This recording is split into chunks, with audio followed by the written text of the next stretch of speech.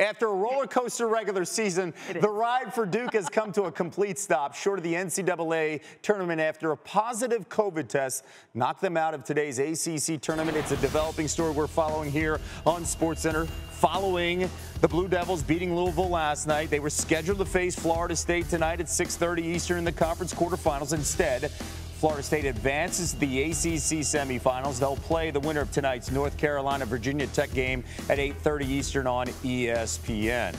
Duke head coach Mike Krzyzewski issuing a statement. It reads in part, while our season was difficult than any other than I can remember, I love this basketball team. Was honored to be their coach. We have not asked more of any other team in our history, and they deserve enormous credit for handling everything like the outstanding young men they are. We are disappointed we cannot keep fighting.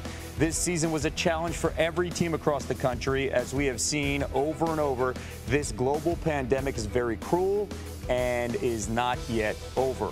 This will be the first time the NCAA tournament will not include Duke since 1995.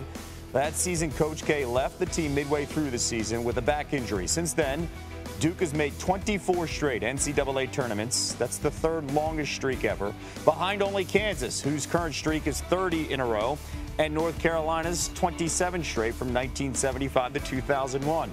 Duke finishes the season at 13-11 after winning each of its first two ACC tournament games. You had that feel that maybe they can go like the UConn way 10 years ago, 5 days, 5 wins in advance. It's, by the way, the Blue Devils' 13-11 record, their worst since the aforementioned 1994-1995 season.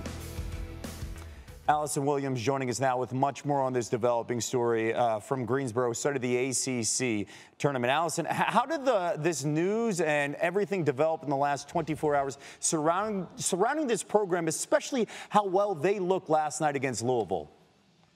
Yeah, it's just heartbreaking is how one member of the Duke basketball program described the last 24 hours. They returned to Durham last night after playing here in Greensboro against Louisville, a game that they won. They administered their COVID-19 testing, as is their protocol, and this morning got the news that a member of their Tier 1 core group tested positive. So unfortunately, Mike Krzyzewski had to gather his team via Zoom this morning and break the very difficult news to them. Now, it is being reported that the person that tested positive was not on the court yesterday during the game, which is certainly fortunate for Louisville and their postseason hopes. They do not expect their season to be impacted at all by any sort of contact tracing. But unfortunately for the Blue Devils, who feel like they were playing really good right now, like they were playing some of their best basketball of the season, they felt like they were poised to continue this run in Greensboro and perhaps break into the NCAA tournament. That's not going to be an option now. Their season comes to an end.